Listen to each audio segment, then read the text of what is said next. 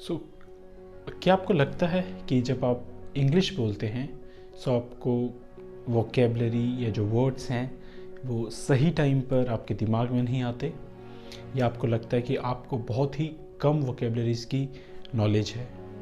अगर आपको ऐसा लगता है सो ये वीडियो आपके लिए है। Hello everyone, I am Amit and I welcome all of you in my channel. आज की वीडियो एक ऐसी वीडियो है जिसमें मैं 1000 वर्ड बताऊंगा। मैं सारे वर्ड एक वीडियो में नहीं बताऊंगा, इसकी एक सीरीज़ होगी और ये वर्ड्स बहुत ही बेसिक होने वाले हैं, मतलब बहुत ज़्यादा बेसिक। ये वीडियो उन सभी स्टूडेंट्स के लिए है जिन्हें लगता है कि उनकी वोकेबलरी की नॉलेज यानी वर्ड्स की नॉलेज बहुत ही ज़्यादा वीक है। यहाँ मैं वर्ड्स के साथ उसका हिंदी मीनिंग और उसका एक एग्जाम्पल भी बताऊँगा। सो एवरीवन, ये जो वीडियो है ये कई पार्ट्स में आने वाली है और ये आपके लिए बहुत ज़्यादा हेल्पफुल होगी। So let's start everyone the series of 1000 words. So इसमें जो पहला वर्ड है और कह सकते हैं लेटर है, वो ए है। बेसिकली ए एक लेटर है, हम ए बी सी डी कहते हैं। ए हम आर्टिकल की तरह भी यूज़ करते हैं। सो बेसिकली ए का मतलब होता है एक। मैं एग्जांपल यहाँ लिख देता हूँ, like I have a pen. I have a pen. So यहाँ जो ए लिखा हुआ है ये शो करता है कि मेरे पास एक पेन है। सो जब भी आप एक चीज़ की बात करो आप पेन की ए यूज़ करोगे, ठीक है। यहाँ एक वर्ड और यूज़ होता है ए के साथ, एन। उसका थोड़ा कॉन्सेप्ट बड़ा है, वो मैं आर्टिकल के टॉपिक में कवर करूँगा। हाँ, एक और चीज़ है, जो ए है वो सिर्फ उन चीज़ों के साथ यूज़ होता है जो काउंटेबल है, मतलब जिन्हें हम गिन सकते हैं। अगर आप बोलोगे आई have a water, so water जो पानी है वो काउंटेबल नहीं है, वहाँ आप ए का यूज़ नहीं कर सकते। Okay, I hope it is clear. So जो नेक्स्ट वर्ड है वो है अबिलिटी। सो अबिलिटी आपने लिखा हुआ है इसमें, क्षमता या योग्यता। सो जैसे आप बोलते हैं मेरे पास अबिलिटी है कि मैं यूपीएससी का एग्ज़ाम क्लियर कर सकता हूँ। तो आप सिंपल लिख सकते हैं I have ability to crack UPSC exam. So यहाँ अबिलिटी आपकी क्षमता के लिए यूज़ हो रहा है कि हाँ, आप में योग्यता है, आप इस काम को कर सकते हैं। जो हमारा थर्ड वर्ड है वो है एबल। एबल भी अबिलिटी का ही एक पार्ट है। एबल भी उन चीज़ों के लिए यूज़ हो रहा है जो काबिल, योग्य। सो बेसिकली अबिलिटी आपकी क्षमता को दर्शाता है, और एबल हम किसी जो भी आदमी है, जैसे मैं बोलूँ कि मैं एबल हूँ इंग्लिश बोलने के, सो यहाँ एबल किसी भी एक एडजेक्टिव के तौर पर यूज़ होगा। जैसे मैं यहाँ लिख देता हूँ I am able to speak English. So यहाँ मैं बोल रहा हूँ मैं इंग्लिश बोलने के योग्य हूँ। सो जब भी आप योग्य, काबिल, समर्थ की बात करोगे आप एबल वर्ड का यूज़ करोगे। नेक्स्ट वर्ड है अबाउट। अबाउट हम एक प्रेपोजिशन के तौर पर भी यूज़ करते हैं। अबाउट बेसिक है बहुत ही ज़्यादा, कि जब भी मैं बोलता हूँ कि मैं आपके बारे में जानता हूँ, मैं आपके बारे में, तो जब भी जो वर्ड है बारे में, जब भी हम इसका यूज़ करते हैं तो हम अबाउट यूज़ करते हैं। So like I know about you. I know about you मतलब मैं आपके बारे में जानता हूँ। और या हम ये लिख सकते हैं I know about America, I know about earth, I know about science. तो जैसे मैं बोलूँ आई नो अबाउट अर्थ, अर्थ का मतलब धरती या पृथ्वी, तो मैं पृथ्वी के बारे में जानता हूँ। आई नो अबाउट सन, मैं सूरज के बारे में जानता हूँ। आई नो अबाउट मोबाइल, मैं मोबाइल के बारे में जानता हूँ। तो जब भी आप के बारे में बोलोगे आप अबाउट का यूज़ करोगे। नेक्स्ट वर्ड है अबव। सो अबव होता है के ऊपर। अबव भी एक प्रेपोजिशन के तौर पर यूज़ किया जाता है। नाउ जैसे मेरे सर के ऊपर एक पंखा है, so there is a fan above my head. There is a fan above my head. और मैं ये भी लिख सकता हूँ there is roof. roof का मतलब छत, above my head. So मेरे सर के ऊपर छत है. Basically above एक ऐसी चीज़ के लिए यूज़ किया जाएगा जो आपके सर के ऊपर है और एक फिक्स सिचुएशन में है. ठीक है. एक्सेप्ट. एक्सेप्ट स्वीकार करना. आई एक्सेप्ट माई मिस्टेक मतलब मैं अपनी गलती स्वीकार करता हूँ. सो एक्सेप्ट स्वीकार करना है. और यहाँ गलती की ही बात नहीं होगी. जैसे आई एक्सेप्ट योर प्रपोजल. मान लो कि मुझे कोई एक प्रपोजल देता है कि ठीक है आप मेरी कंपनी में आके जॉब करो, मैं आपको 2 लाख रुपए सैलरी दूंगा. तो मैं बोलूँगा I accept your proposal.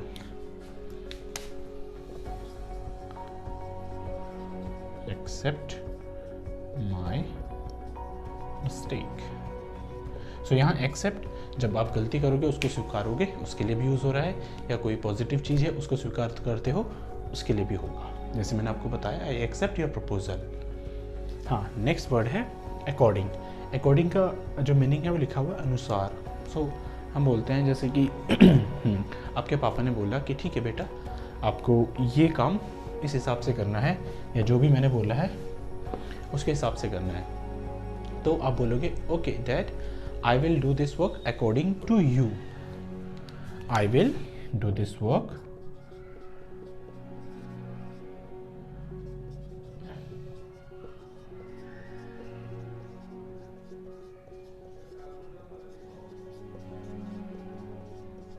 I do this work according to you मतलब मैं ये जो काम है वो आपके अनुसार करूँगा, जैसा भी आपने बोला है उसके हिसाब से करूँगा. ठीक है. सो आपने कई बार फॉर्म्स में भी देखा होगा कंप्लीट अकॉर्डिंग टू रूल्स मतलब कि जो भी काम करना है आपको वो रूल्स के अनुसार करना है. हमारा जो नेक्स्ट वर्ड है वो है अकाउंट. यहाँ अकाउंट बेसिकली हम जो जानते हैं वो बैंक अकाउंट को लेकर जानते हैं कि I have an account in SBI. I have an account in SBI, state bank of India. So मेरा जो अकाउंट है वो SBI में है. लेकिन अकाउंट के कुछ और भी मीनिंग हो सकते हैं. अकाउंट का मतलब किसी चीज़ की जानकारी रखना, उसके तौर पर भी यूज़ किया जा सकता है. हाँ, हमारा जो नेक्स्ट वर्ड है वो है अक्रॉस. अक्रॉस भी हम प्रेपोजिशन के तौर पर यूज़ करते हैं और इसका मीनिंग होता है के पार. जैसे एक मान लो कि ये एक नदी है, यहाँ बीच में पुल है और मैं यहाँ खड़ा हूँ और यहाँ एक हाथी खड़ा है. सो मैं बोलूँगा the elephant is across the river. जो हाथी है वो नदी के पार खड़ा है. सो मैं बोल सकता हूँ the elephant is across the river. The elephant is across the river. ठीक है. यहाँ की उसके नदी के पार एक हाथी खड़ा है तो मैं उसके लिए के पार यूज़ कर रहा हूँ यानी अक्रॉस यूज़ कर रहा हूँ. Now act. एक्ट का मतलब मैंने 2 वर्ड लिखे हैं एक्ट और एक्शन. एक्ट सिंपली एक जो भी काम आप करते हैं जब उसमें ING लगा देते हैं वो एक्टिंग भी बना देते हैं उसको. सो जब आप भी बोलेंगे कि दिस आप बोल सकते हैं जैसे this work is done by me. मैं लिख देता हूँ this work is done by me. So यहाँ आप देखो वर्क जो है ये कार्य के तौर पर यूज़ कर रहे हो. आपके ये जो काम है ये मैंने किया है. आप इसको ऐसे भी लिख सकते हो this act is done by me. ठीक है. Next action. एक्शन बेसिकली एक वर्ब है. जब आप कोई एक्शन लेते हो सो सेम आप यहाँ भी लिख सकते हो कि आई टुक एक्शन. मान लो आपने कोई क्रिया की. सो एक्शन बेसिकली हम समझते हैं कि जैसे आपने कोई गलत काम हो रहा था आपने उसके अगेंस्ट एक्शन लिया है. So I took against a fight और I took action against some people. So basically यहाँ आपने जब कोई काम किया है, एक्शन भी एक काम है, हाँ वो काम किस प्रकार का काम है वो अलग बात है। So I took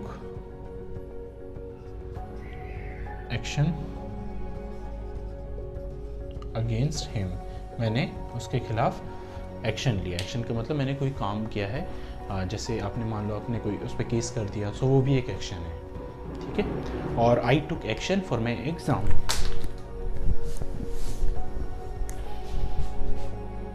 I took action for my exam. So यहाँ आपने अपने एग्ज़ाम के लिए एक्शन लिया। यहाँ एक्शन का मतलब ये है कि हाँ आपने पढ़ना स्टार्ट कर दिया है, ठीक है। नेक्स्ट वर्ड है एक्टिविटी। अब जब भी कोई भी गतिविधि होती है उसको एक्टिविटी कहा जाता है।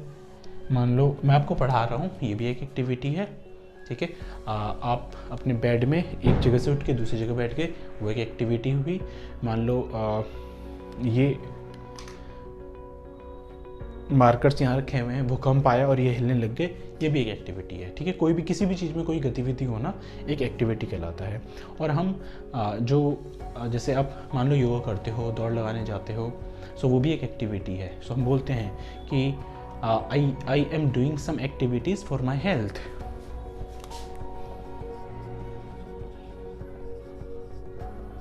आई am doing some activities for my health, ठीक है। यहाँ एक्टिविटीज़ कोई भी गतिविधि हो वो एक्टिविटीज़ के अंडर रहेगी। नेक्स्ट है एक्चुअली। एक्चुअली का मतलब होता है वास्तव में। अभी कई लोगों की आदत भी होती है कि ये वर्ड एक्चुअली यूज़ करना, वो बोलते भी हैं कि एक्चुअली आई डिड दिस, वास्तव में ये मैंने किया।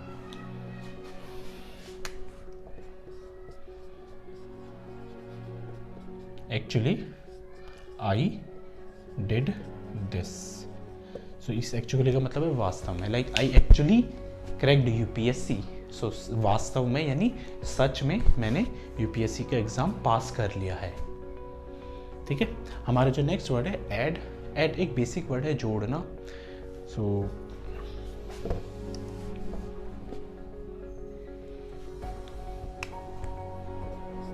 आई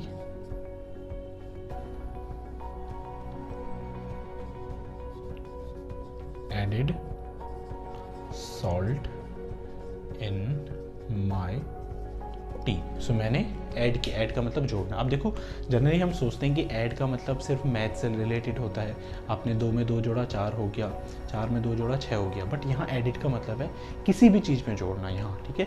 जैसे मैंने बोला आई एडिड सॉल्ट माई इन टी, मैंने अपनी चाय में शुगर ऐड कर दी। आपने सुना भी होगा कि please you can add sugar in your T if it is less. अगर ये कम है, अगर जो चीनी है वो कम है तो आप उसमें शुगर ऐड कर सकते हो, ठीक है। आप खाने में नमक कम है, आप उसमें आपने नमक डाला, आप कह सकते हो I added salt in my food, ठीक है।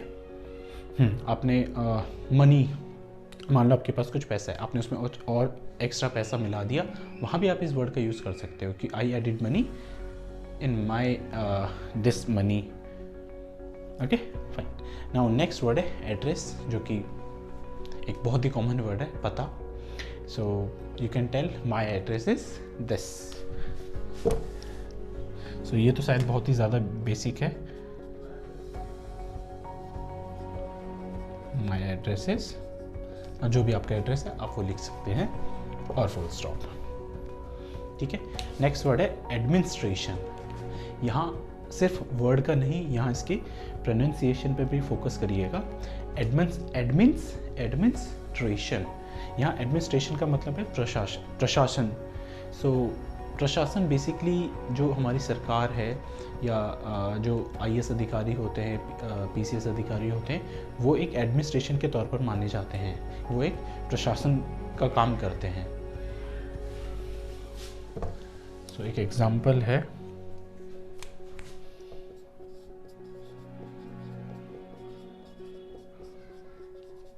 administration has done a great work।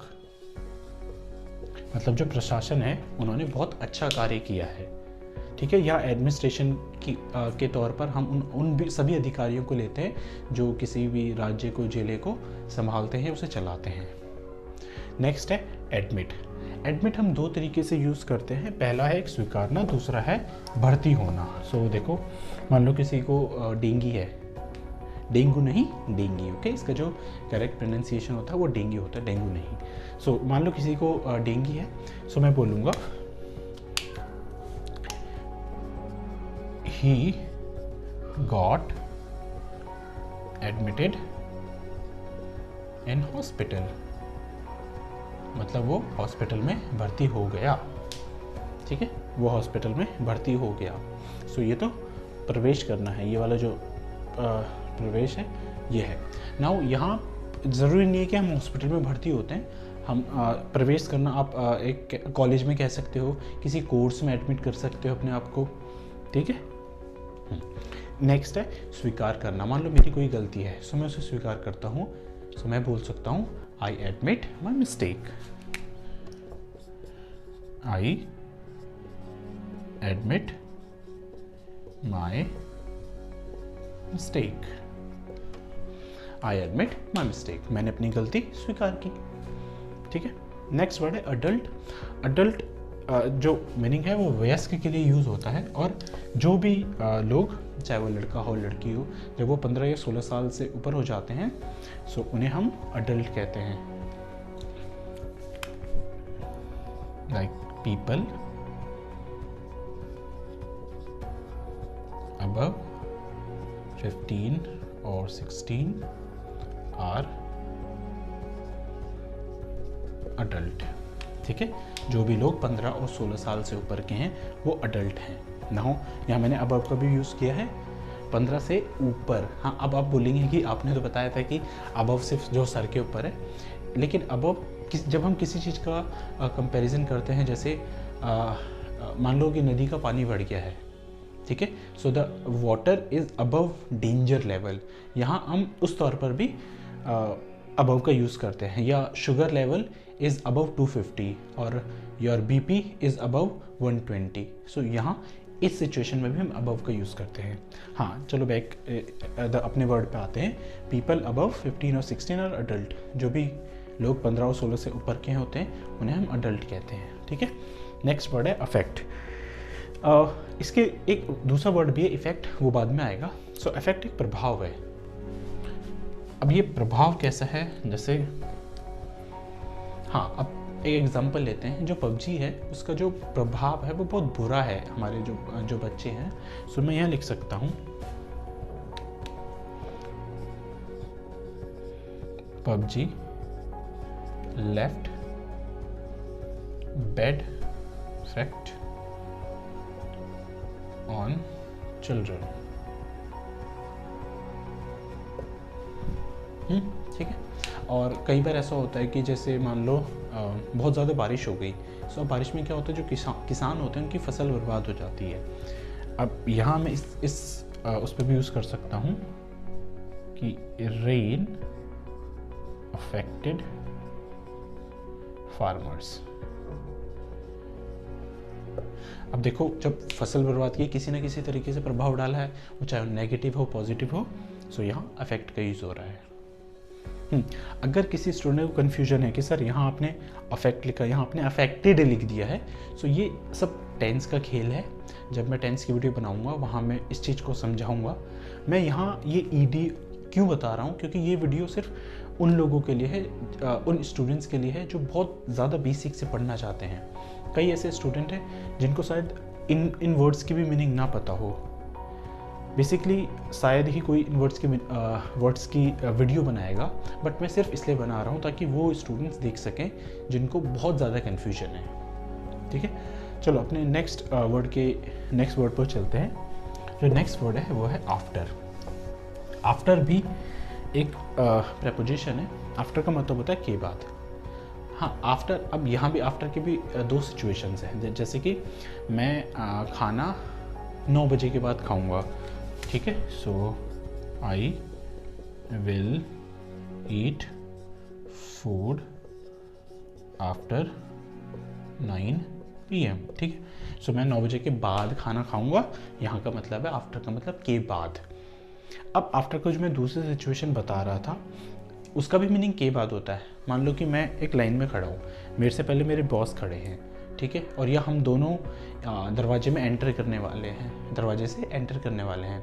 सो मैं बोल दूँगा आफ्टर यू, आपके बाद, ठीक है। या मान लो कोई लाइन खड़ी है, जैसे लाइन में लोग खड़े हैं, ये ए खड़ा है, फिर बी खड़ा है और ए से लाइन स्टार्ट होती है, तो हम बोल सकते हैं B is after A, B is after A. जब आप किसी के पीछे खड़े होते हो तो आप कह सकते हो बी इज़ आफ्टर ए, क्योंकि पहले ए खड़ा है फिर बी खड़ा है, तो ए के बाद ही तो जो बी है वो ए के बाद ही तो खड़ा है।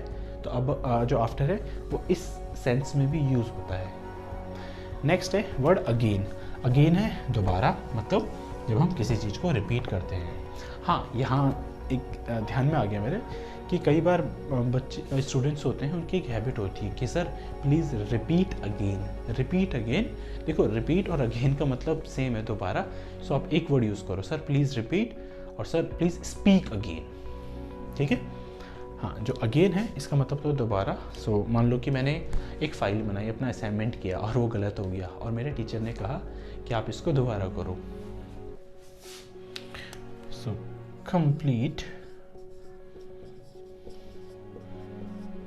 योर वर्क अगेन, मतलब अपना काम दोबारा करो। सो यहाँ वर्क अगेन का यूज़ हो गया। सो एवरीवन, ये हमारे आज के वर्ड थे। ये हमारा पार्ट 1 है इस वीडियो का।